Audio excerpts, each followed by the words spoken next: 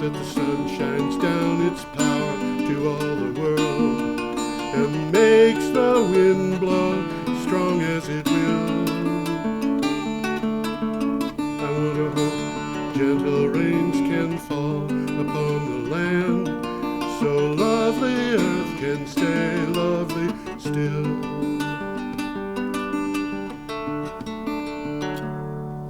Hello, ladies and gentlemen. Welcome to Energy Week with George Harvey, who is of little interest, but the amazing Tom Fennell. In the flesh. Accompanies me, which gives this show some interest. Every day I go to the internet and I find news on energy and climate change. I try to find between 10 and 15 items. I usually find 15. And that are interesting news. I put together a synopsis, about 50 words for each, with a link to the original, and I assemble those into a post for my blog, geoharvey.com, geoharvey.com. And I have done this, it's approaching 2,700 days in a row. Can you tell that there's something wrong with me? Anyway, every week, Tom and I get together on Thursday morning and record this show, which is built on discussion about 20 to 21 of those, usually 21, 3 a day usually. 3 a day. Usually. And so that's why we're here. And today being the 17th of October, the show is starting with information that appeared on Thursday the 10th of October. And I should start at this point talking about money. Why not? Why not? Okay, Tom and I just want to point this out. Tom and I, this is our 340th show. Yeah, it is. And during the time we've been doing this, we've probably done roughly 300 weekly shows and about 40 specials. Those weekly shows, how many hours do you put in? I'm going to bet 15 a week. 15 hours a week? That's at least 8. At least 8, okay. I put in about 32. Yeah. Okay, so between us, we're putting in a 40-hour week on this. Yeah, we are. And at $12.50 an hour, that'd be $500 a week. $500 per episode. And 300 episodes would come to $150,000. I could retire on that. Oh, man. And this is what we've put in on this show with no expectation of any returns at all. My blog, by the way, does take donations, but it never pays for itself. The donations kind of pay for the keeping the site registered and occasional purchase of a computer or a monitor, or most likely a mouse. Mice don't seem to last very long. I'm clicking them millions of times a year. And then we bring this to BCTV, where it is broadcast at expense to BCTV. And this nothing's free here. And that expense has to be covered by... Well, they're maintaining the studio. I mean, yeah, the studio has to be maintained. I don't edit these shows. It's edited. No, they edit for us, right? Various people volunteer usually to edit for us, but there are people who professionally help make sure that the studio is set up. We've got a monitor in front of me, a monitor over here, a big monitor over here that's got a half a dozen or more images on it. And those things, all have to be maintained. The recording equipment has to be maintained and so forth. And of course, Donald Trump decided he didn't like this being helped out. Give enough support. Not enough support from anyway, he said the cable companies didn't have to carry these things for quite the way they had. So all of a sudden, BCTV has to come up with money that it hadn't been coming up with in the past, and so we have been... They don't have the source of money coming in. Right, and we have been asked to subsidize this show that we put hundreds of hours, every year into, thousands of hours every year. And so we are appealing we're making two appeals, one of which, well, one appeal. We're making an appeal to everybody that you help out by giving money to BCTV to cover the costs of this show and the other shows at BCTV, because if BCTV... They provide good services. Absolutely they do. And the town really doesn't support them. I mean, No, the town, I think the town... They get a little bit from They the get a town. little bit. Yeah. I think they get a little bit. That's my recollection. At town meeting, the town votes them a few dollars. But it's not much. And it might be that there isn't any. But anyway, what we're asking you to do is to go to BrattleboroTV.org. If you really feel like reimbursing Tom and me for $150,000, I'll tell you, we'd really appreciate that. But just a couple of dollars, just a couple of dollars Yeah, it would at take a couple of weeks and go down to Florida. No, I would not go to Florida. I would not buy a car unless it was a used electric car. I would not, there's a lot of things I would not do with a lot of money, and energy would be a bottom line for every one of them. But anyway, go to BCTV, BrattleboroTV.org. You can make a donation. There's a thing at the bottom of the screen that says support local broadcasting. Go in there. PayPal is the best way to do it. You can donate with a credit card. When you put in the amount, there's a box slightly below that. On my screen, it's about that far below, that asks for notes. And you could say that this is for support of Energy Week. And that would be perfect. Every little bit helps. Every little bit helps. And incidentally, Yeah. most of our donations do not come from Vermont.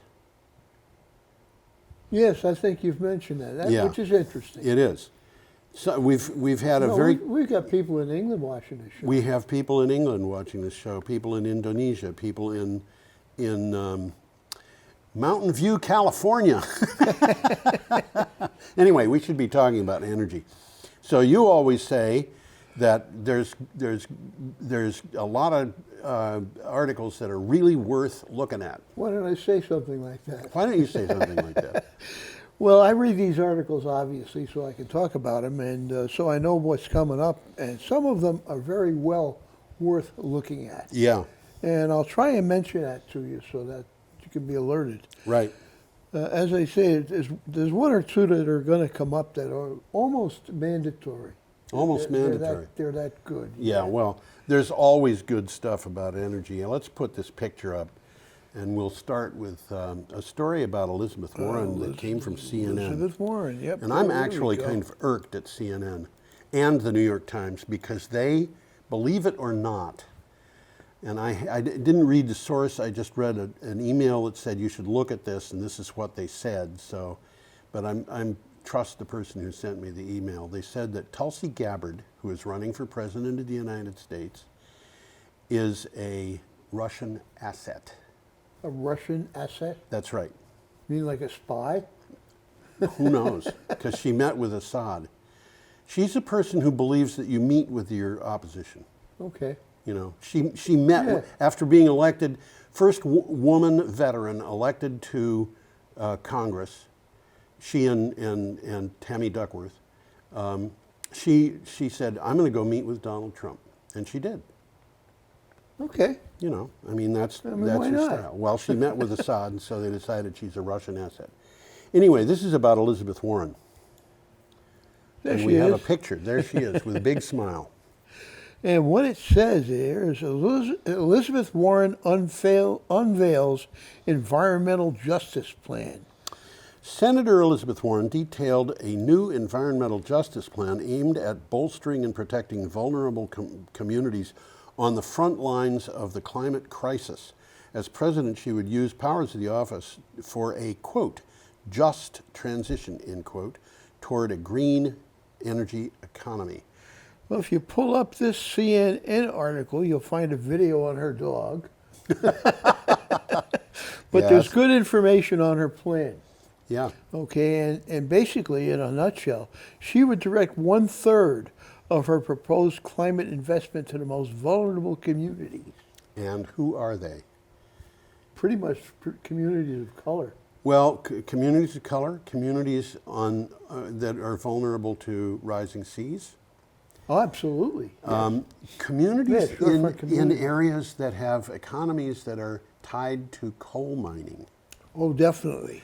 So, and they're hurting, or starting to hurt. yeah. And Because of economics. Because of economics. And, I mean, coal, well, we'll get into the coal again. I got a quick takeaway Go here. ahead. She would mandate all federal agencies to consider climate impacts in their permitting and rulemaking processes. Yeah. So they got to start looking at what it is they're doing and how it's going to affect Yeah. processes. Yeah. Let's move along. Okay, our next item is from National Geographic. How climate change primed California's power shutdown. And this I don't know if it's still going on. It just happened last week. They shut down power. I think it's over. I'm not to sure. quite a few. Yeah, they did. And They still had a fire. They still have problems. Although the fires that they've been having recently were in the area of Los Angeles, and they didn't the shut stuff down that was there. shut down Yep. was farther north. Since the 1980s, the size and ferocity of fires in California have trended upward. 15 of the 20 largest fires in California history have occurred since the year 2000, and since the 1970s, the amount of area burned in the state has increased by a factor of 5. Well, this one is one of the ones I think you should look up. There's a 12-minute video there. Yes. Okay, it's about firefighters battling the infernos of climate change. It's an excellent video. Yes. It's scary, but it's Right. It's well worth looking at. It's very interesting. Right. There are people dying in the United States because of climate change already. Well, this is interesting. The area burned across California is 8 times higher today than it was only in the 1970s. 8 times. 8 times. Yeah. So something's happening. And the insurance industry knows about this and they're mad as blazes. Well, they don't quite know how to deal with it. No, they don't, but they have. There was an article that came up today about another insurance company. I forget what the first one was, but another insurance company that has decided that it is not going to underwrite policies for companies that do shale oil. Oh, that's so? Yeah, there's a whole series of things. They're just not writing policies for coal companies. They're not writing policies. Okay. They're not. But the insurance companies are starting to say, no, we're not going to give you a policy if you're destroying the environment. Well, I'd say that's a favorable thing. I think so. Okay, we have a picture here. Whoops, and my computer is missing behave. There we go. Colorado Green Wind Farm. This is an item from Mountain Town News. It is, Mountain Town News. Wind will speed Holy Cross Energy to 70% renewable goal. A year ago, I should explain that Holy Cross Energy is a co-op utility. Yeah, it seemed a little bit weird, but it's named after Mountain of Holy Cross, which is in Colorado. Right. Okay. A year ago, Holy Cross Energy, which serves areas of western Colorado, announced a goal to have 70% of its electricity be carbon-free by 2030. Holy Cross recently announced that its 2030 goal would be met for certain by 2021. Now it is considering a more ambitious goal. I've got a quick takeaway here. It will take this giant leap with completion of a new wind farm in eastern Colorado. Right. The city of Aspen was able to hit 100% renewable energy in 2015. Yeah. So they're ahead of the curve. As it takes steps towards 70% renewables, it starts thinking about what it'll take to hit 80. Right. So these guys are moving in the right direction. They are. Okay, we are up to Friday, October 11th. Already? Already, with an item from CNN. Yes, it is.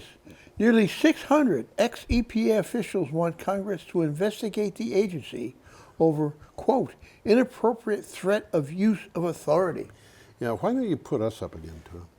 Nearly I can do 600 that. EPA officials are calling on Congress to investigate the Trump administration's, quote, inappropriate threat of use of EPA authority, end quote, against the state of California over recent environmental policies. We reported these Yeah, we have. And what was happening was the Trump administration was saying California is too polluted, therefore we're not going to provide it with X. And they aren't working hard enough on, or they're working too hard. The thing that they complained about was that they wanted to have their own standards on auto emissions. So we're going to take them to court. And, well, we've been talking about and that. it's like It's crazy. it's crazy. But So there's an interesting video here. It's a Yeah, short one, yeah. 1.3 minutes, so it's a short one. And it shows Nixon creating the EPA yes, and Trump destroying it. well, and Nixon created it for reasons, and Trump is destroying it without scientific reason. Well, the EPA threatened to withhold federal highway funds from the state if it didn't rescind 130 air quality plans. Okay, that's what's going on. Apparently, as retaliation for the state's failure to support President Trump's political agenda. Well, We got a little bit of crazy stuff going on. there's crazy stuff going on, and this is just not right. The federal administration should not be retaliating because a state decides to do something that it is within the state's rights. I mean, this was something that California and the federal government agreed to. Well, Trump is saying if you don't play by my rules, I'm going to take my football and go home. Yeah, well, Let's move along. okay. We got a picture of a nice glass of beer coming up. We have a picture of a glass of beer. There it is. Yeah, but there it is. Let's it's see not if I the can get it glass out. that's interesting of interest to the article. No, it's the bottle. It's the bottle. Which is what it's all about. Yeah, this is from CNN. Carlsberg is working on beer bottles made of paper. Who'd have thunk? Oh, I gotta say, Carlsberg, the Danish beer company, is getting closer to the goal of selling beer in paper bottles. Fiber bottles are better for the environment than aluminum or glass because they are sourced in a sustainable way and because paper has a, quote, very low impact on production processes, end quote. And They're doing interesting things. Last year they started selling beers in what they call snap packs. snap packs. Okay, this is good. Yeah. The packs feature beer cans that are glued together instead of using that plastic ring that's popping up everywhere because you can't throw them away. My landlady and I went out to the greenhouse one day. Yeah. And our greenhouse has fish tanks in it.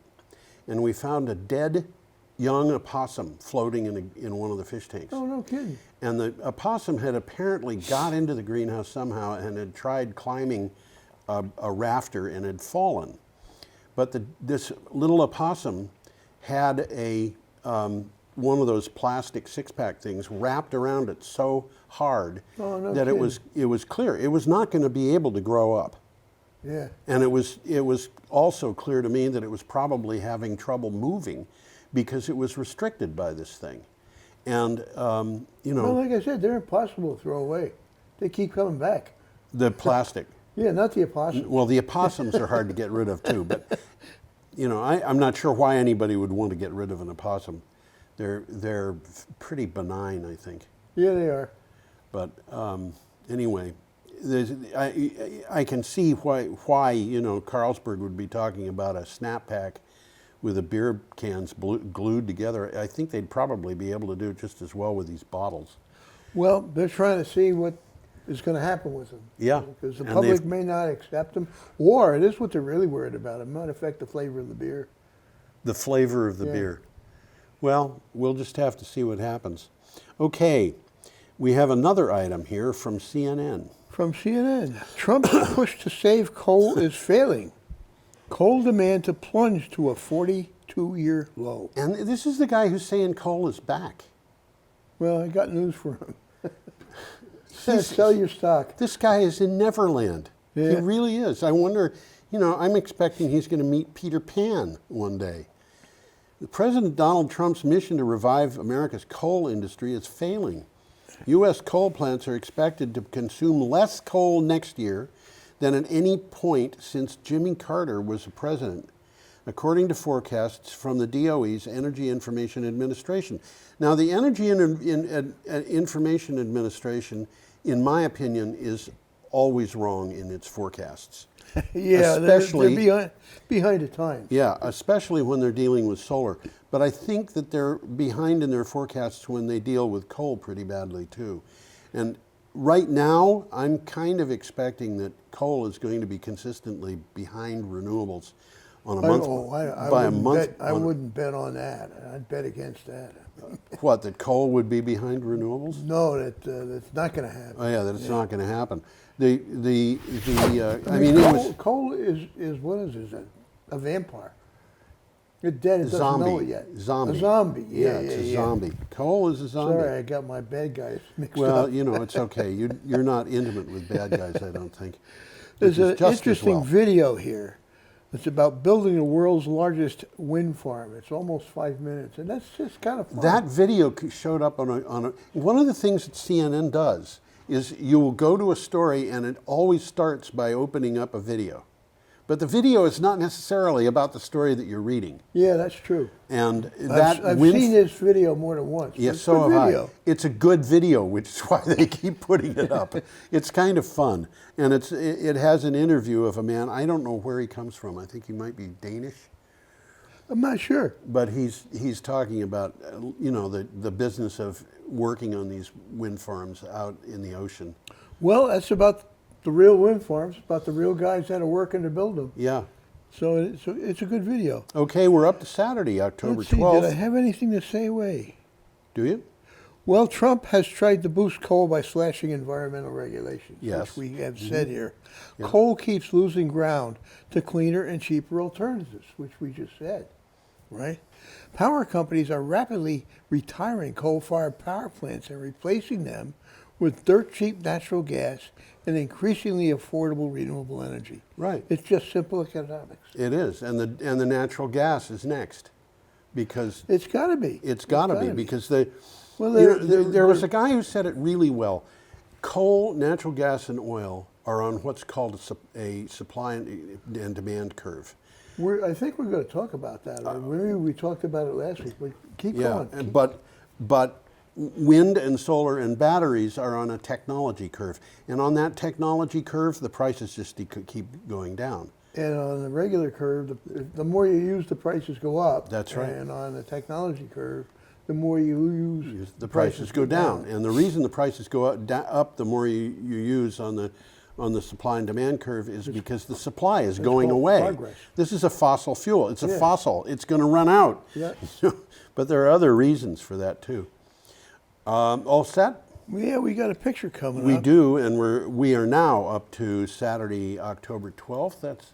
Time flies when you're having fun. That's right. And there is a picture of an energy buoy, and this thing is gigantic. There's a short video, and you can see this thing bouncing around in the waves. That's about all you can see, but it's Yes. an interesting thing.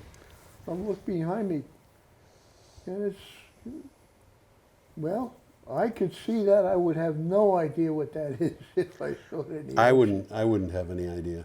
But you see it there, and the waves are coming up and down around it, and Yep. it's an energy buoy. So And- you got a Yeah. title? Vigor completes construction of massive wave energy buoy. And as I said, there's a very short video Yeah. of it just bouncing up and down in the Bouncing waves. up and down. Vigor Industrial of Portland, Oregon has completed construction of an 826-ton energy buoy. Look at that thing. It weighs 826 tons. For Ocean Energy, an Irish company, the buoy, and by the way, it's not going to Ireland. No. The buoy is being moved to Oahu, Hawaii. It measures 125 feet by 59 feet with a draft of 31 feet, and it has a capacity of 1.25 megawatts, which is not a huge amount of energy when you consider the size of the thing. But Well, in this particular case, it's a pilot project. yes, Okay. American and the Irish governments are collaborating on what they call marine hydrokinetic technologies. In Vigor, I keep wanting to call it Vigor. Vigor has been actively engaged in building wave energy devices and their components for over 10 years. So this company's not new to this. But Right. As I said, it's a pilot project. There's a so they lot want- of things that you could do with waves. Oh, yeah. I mean, if And you they're think there, about, baby. They're they're there, and they're going to be there. Things move like this. Yeah, Things move like this. yeah. And you And know, they go up and down slowly with the Yeah. tide. yes, that's true. Okay, we have an item from Renews. Renews, oh yeah. KPMG, which is a Dutch multinational accounting firm, and I know the name of it, but I can't pronounce it. KPMG says demand for renewables is insatiable. The renewables industry is in excellent health, but more policy work is needed to realize the full potential and avoid the worst effects of climate change. A KPMG study commissioned by Siemens Gamesa said, debt market demanded for sustainable energy increased from $5 billion in 2012 to $247 billion in 2018. That's a 50-fold increase. 50-fold. In debt demand, which means Yeah. that people are going to market and saying we want bonds, we want to sell bonds, and this is where this is going. By the way, Dutch is a funny language to pronounce for a bunch of reasons. Because the G's, for example, come out Because being what? a bunch of reasons. No, for what we're saying? The Dutch is a funny language to pronounce. Keep coming. Gouda, the cheese, Okay, that's. it's Gouda. Oh, yeah? Yeah. Well, it comes from cows, doesn't it?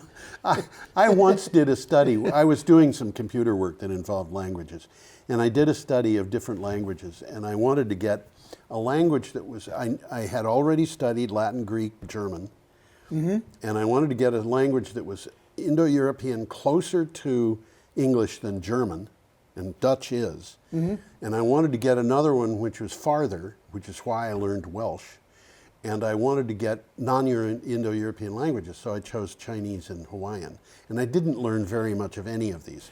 But yeah, in the Dutch, I was flipping through the book that I had, and I went to a conversation that took place in chapter 4 or whatever, where a woman goes to market and she says to the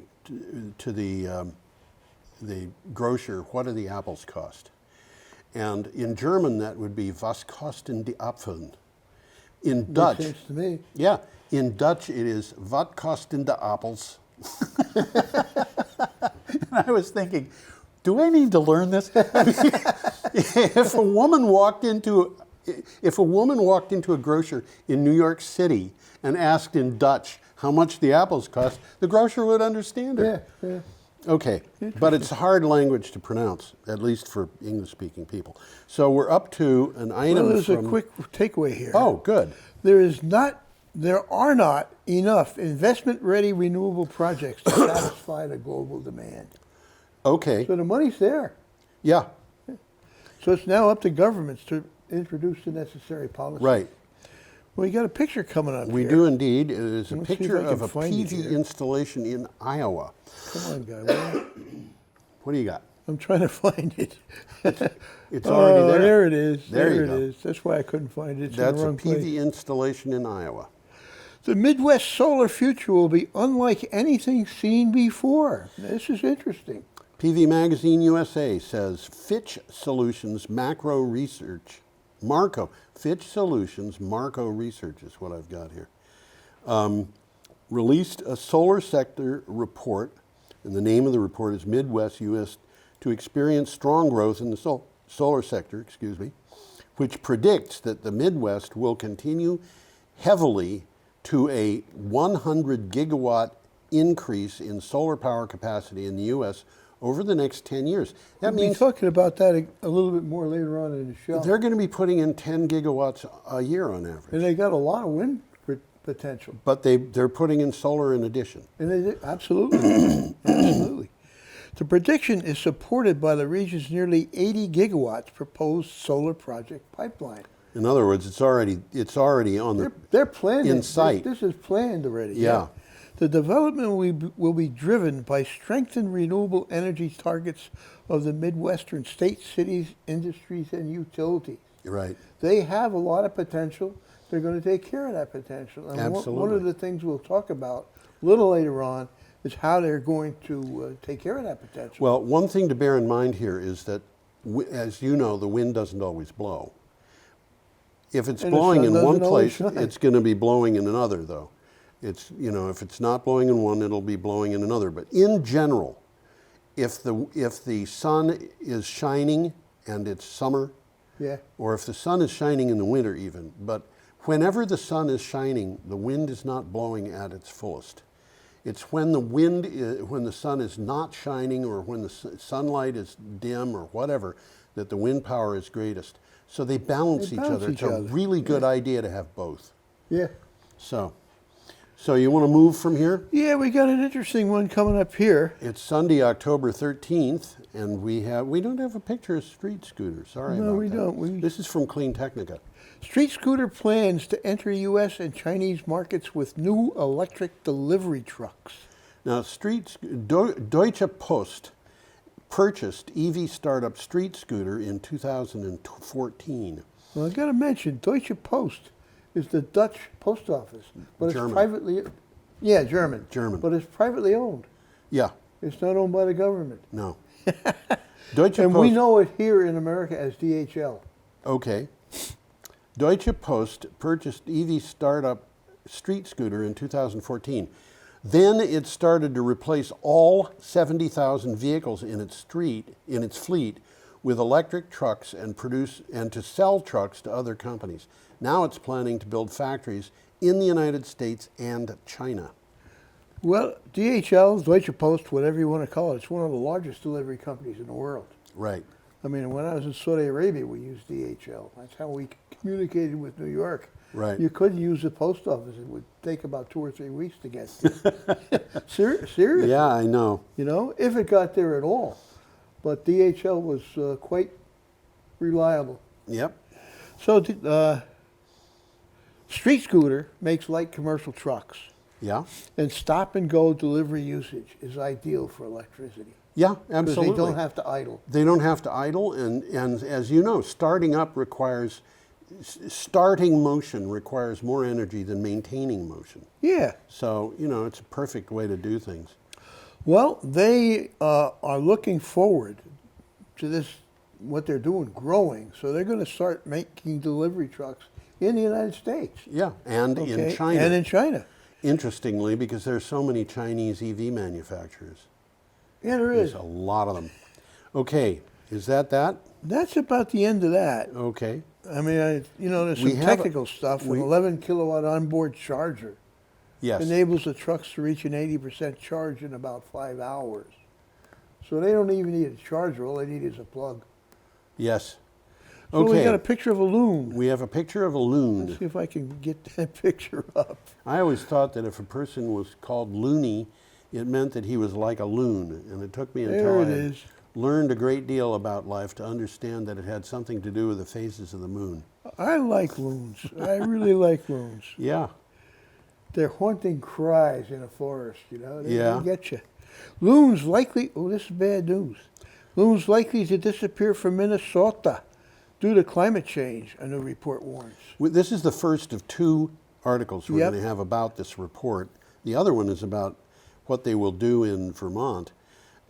Minnesota could lose its beloved state bird in coming decades if humans don't stall climate change and prevent the common loon from shifting north. A new report by the National Audubon Society called Survival by Degrees, 389 bird species on the brink. And 389 bird species that they're talking about are all in North America, and they represent more than half the bird species in North America, which the National Audubon it's Society scary. is saying are This is kind of scary. potentially going to be in a great deal of trouble. Well, one of the things they're talking about in the article is Minnesota is one of the country's fastest warming states. Yes, I didn't know that. Yep. Mostly due to warming winters. yes, And that's happening in Vermont, too. it sure is. Loons are among the 55 species likely to disappear from Minnesota by 2080. Yes, As food and habitat change, the birds will migrate further north. right. Okay, we mentioned last week that 3 billion American birds have vanished since 1970. 3 billion birds? Yeah, Wow. Warblers are the most vulnerable. And warblers are small, vocal, insectivorous, and they sing nicely. Yes. You're out there in a forest and you hear them singing. Yep. This is really kind of scary. Well, it is.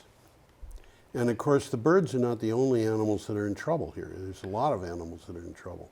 I And think in plants. this case, and I think one of the articles we said, the birds are the canaries in the coal mine. The article says that, Yeah.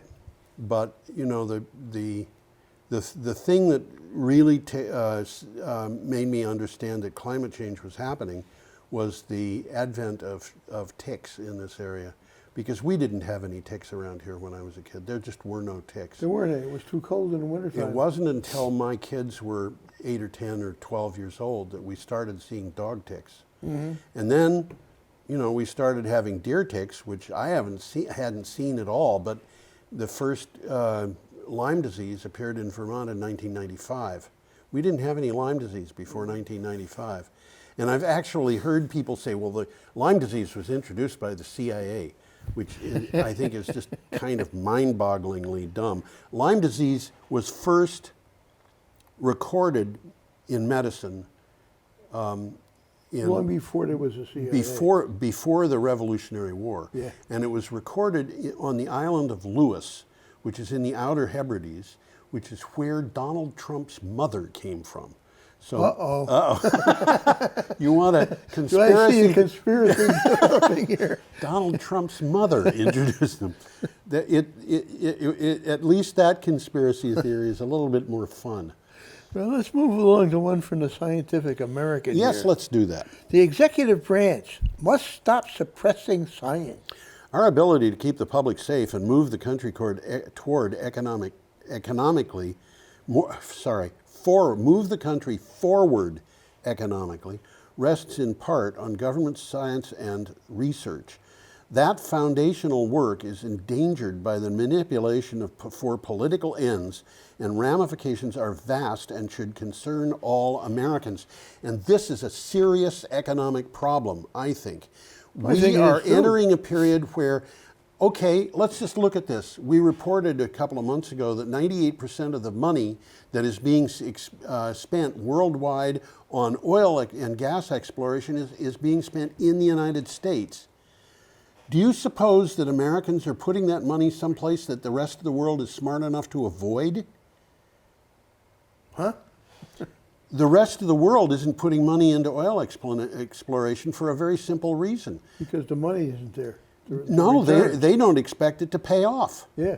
It's only in the United States that people think it's going to pay off. And we had an article that we talked about a couple of weeks ago about the head of a fracking company who pointed out that investing in fracking was just incredibly bad in terms of the returns that people got. Well, one of the things happening is many of these fracking sites are not turning out to have the quantity of gas that they expected to get out of them. Yeah, they have to be refracked.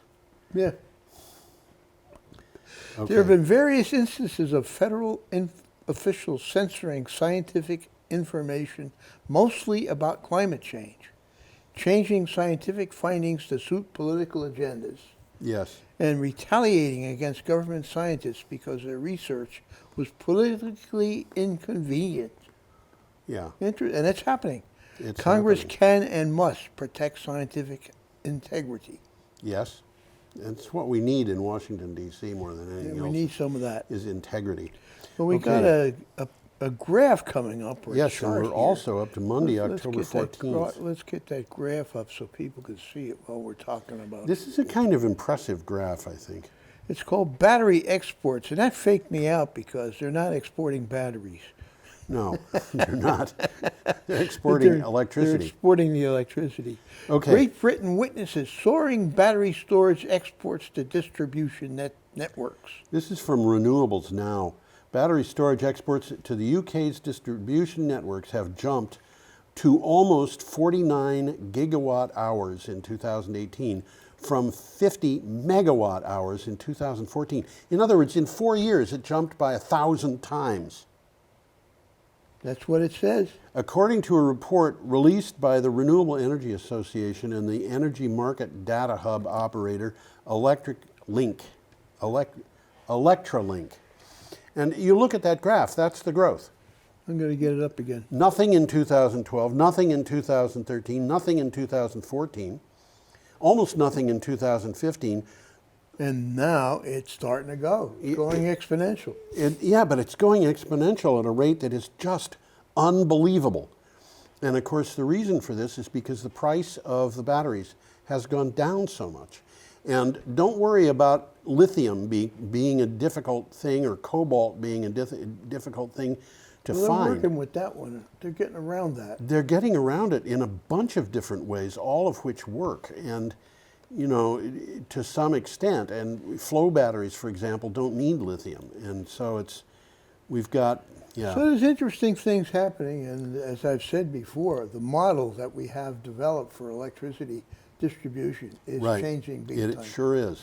Okay, we've got an item from VT Digger. Yeah, this is kind of a repeat of what we talked about It is, already. in fact, a repeat. It had a better picture, but the picture that we just put up of a loon had already gone up, so I figured it had probably already gone into your notes, and I didn't Well, want there's to. a great picture of a hermit thrush in this. Oh yeah, there's Really a good picture. bunch of good stuff. So it says the loon and the hermit thrush among Vermont birds threatened by climate change. Some of Vermont's most iconic native birds, including the common loon, white-throated sparrow, and hermit thrush, the state bird, are under threat from climate change, according to a new report from the National Audubon Society. Among the other birds that they talk about are the Baltimore oriole I haven't seen one of them in a long time. and the American bald eagle. I see them.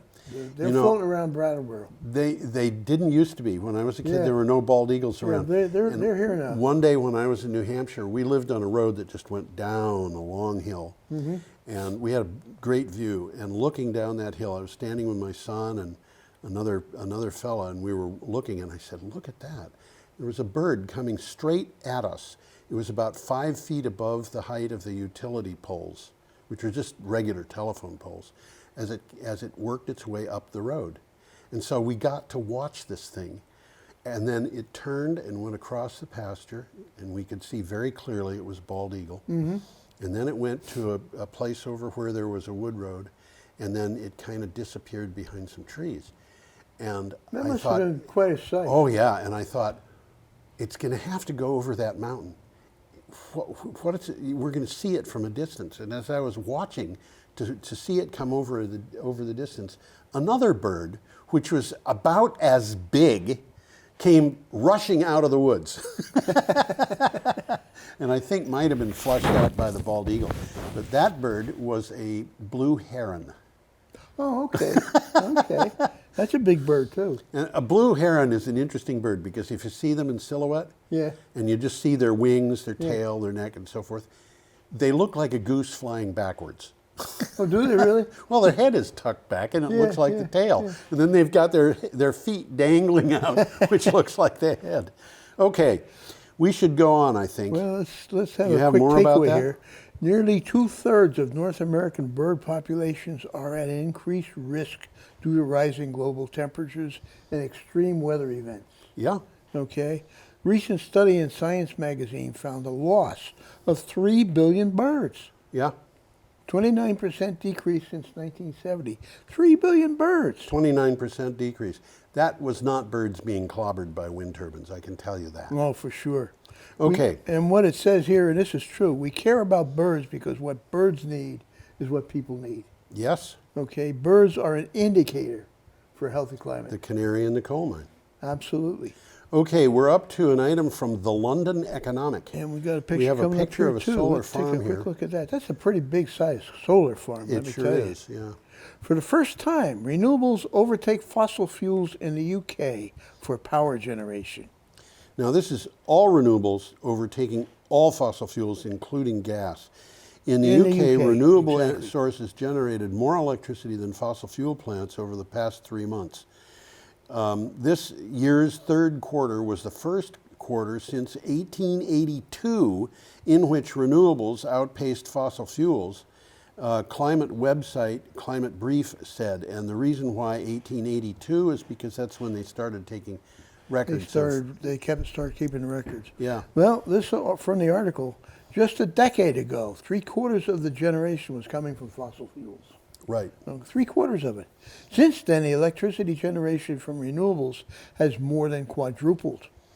Yeah. Okay, in the third quarter of 2019, which is now, Mm-hmm. okay, some 40% of UK electricity came from renewables. Right. The cost of offshore wind projects has fallen to an all-time low, making on and offshore wind the cheapest large-scale energy sources And right it's now. on the technology curve, which means that you can predict that the prices are going to continue to drop. I think so. You're right. You're absolutely right. You don't know that for a fact, but it is predictable.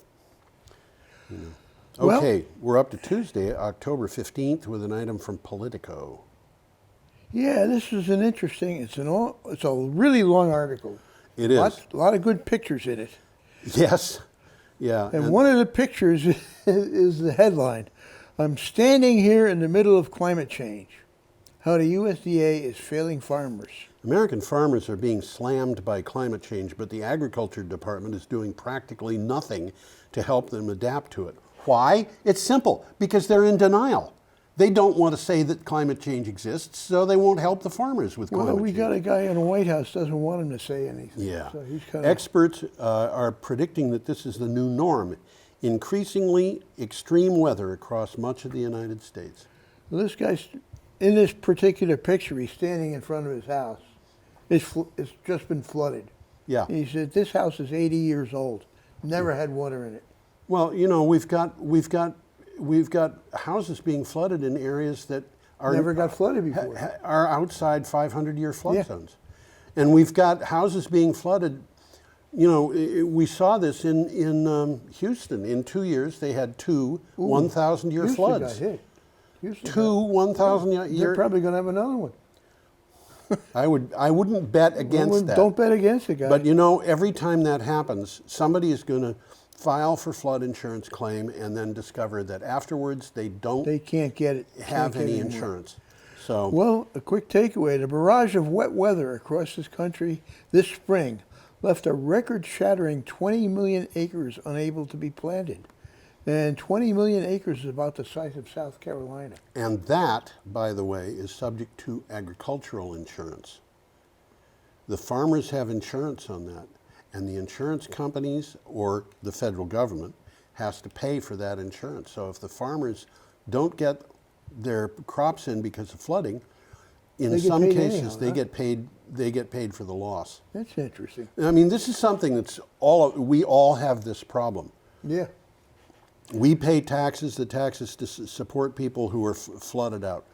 We pay for food, the food prices go up if an area the size of South Carolina is not planted.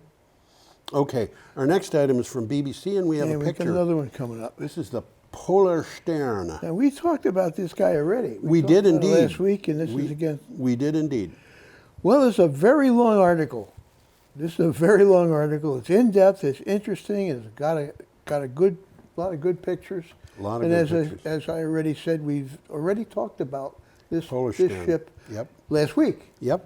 and it's going to be stuck in the ice deliberately. That's what they're trying to do. They might have to abandon the whole thing because they can't get stuck in the ice. An Arctic expedition on thin ice.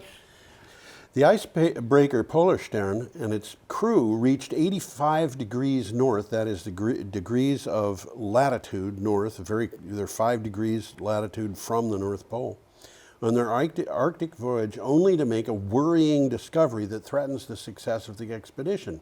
The problem is that they need to find ice that will support their activities, which, by the way, includes a runway for aircraft, and the ice they are finding is not thick enough. That's interesting. Well, you know, this is amazing, really. It really is. Well, they can't find. They're near the North Pole, and they can't find enough Can't ice. find enough ice to moor that ship, or just yeah. And then what they're planning is to let the ice freeze around the ship, Right. and the whole ice floe will drift. And as it drifts, they're taking measurements Right. because what they're trying to do is figure out what's happening to the Arctic weather. Needs a very special ship to do this because Yeah, ships can get crushed by that ice. was specially made Well, it's an icebreaker. It was specially made to break ice. Yeah, the ship Endurance was built to withstand being caught in ice, and it was crushed by ice. Well, Okay. from the article, the thin ice floes lead the team to think that this may be one of the last years we could do this. Yeah, absolutely. They can get the ship up there, but they can't get in and out to do what it is they need to do. Okay. Our next item is from Clean Technica. This is one I want to talk about a little This is a bit. good one. Did the U.S. Navy solve clean energy with a compact fusion reactor? Funny, I was just reading about this from a different source this morning. Oh, really? Oh, yeah, that's very interesting. Yeah. In a patent application, Salvador Pais of the U.S. Naval Air Warfare Center Aircraft Division claims to have invented a compact fusion reactor. The patent claims that a device of 1 to 6 feet in 6.5 feet in size. That's pretty compact. That's pretty compact. Well, one foot size thing could be power an aircraft. And it could generate between a gigawatt and a terawatt of electricity. I don't believe it. And I'll tell you why. Because well, that's a heck of a lot of electricity. I cannot imagine how you could take something 6.5 feet in diameter and actually plug it into an electric cable that can carry a terawatt. I would think that it would be dwarfed. Yeah. But there's in case anybody thinks that this is great news, which maybe it is, we have to look at this from the point of view that is different from what people very often get. Very often, when people talk about fusion power, what they say is, the fuel is water. We've got an infinite supply of water for practical purposes. Well, that's technically true, but it isn't in a really. sense. But the fuel is not water. If you were to take the fuel from this stuff and drink it, instead of any other water, it would kill you. Yeah. And heavy water. Heavy water. There was an experiment where scientists gave heavy water to rats. This is not tritium oxide. This is deuterium oxide, and they gave this to rats instead of regular water. The rats died of thirst. Wow. Very quickly, in fact. And half of the water is deuterium oxide, which costs a couple $1,000s a liter. The other half is tritium oxide, which you need to make in a nuclear reactor, and which costs millions of dollars a liter. Let's get real here. You can't just take spring water. Up on the moon. What? There's a lot of it up on the moon. Tritium? You can't just take water and throw it into a fusion reactor. So let's just get real here and understand. Yes, maybe this is a tremendous, great breakthrough, but it's not what people think. Interesting takeaway. This came from the article. Yeah. A patent doesn't prove that there are such reactors working, but Or it does ever will show be. that the U.S. Navy is quite serious about it. Yes, indeed. Okay, and it's probably not a hoax. Probably not. That's what it says. Okay. Such a device could change the course of human history. Well, conceivably. Conceivably. Okay, we are up to Wednesday, October 16th. So we've soon. got a little bit less than We've got about 7 6 minutes, yeah. left, and we've got an item from And CNN. we've got a picture here coming up. And we have talked about this before, but it's... Yeah, we have. This is kind of sad. The picture there is the Tongass National Forest. Right. Okay, and it's really quite beautiful. Very. Quite large. And the headline is that the Trump administration proposes new logging in the nation's largest national forest. The Trump administration is proposing opening more than 180,000 acres, of which, by the way, 150,000 are old forest, of the country's largest national forest for logging. The Agriculture Department proposal would allow road construction to log the huge Tongass National Forest. There's a very good 4-minute video in this article Right. about that. You'll Right. see what's going on. Yeah. The thing about roads is national forests can be logged under certain circumstances, but not where there are not currently roads. And what they would let Right. these guys They do is wanna put do in is build roads. Okay. And the roads are not really to get the trees out of there. They're after minerals. Okay. So Clean the- technique. Yeah, go ahead. The huge Tongass National Forest in the panhandle of southern Alaska Yeah. is about the size of West Virginia. Yes. This is a pretty good size. Yeah. The forest is the world's largest intact temperate forest.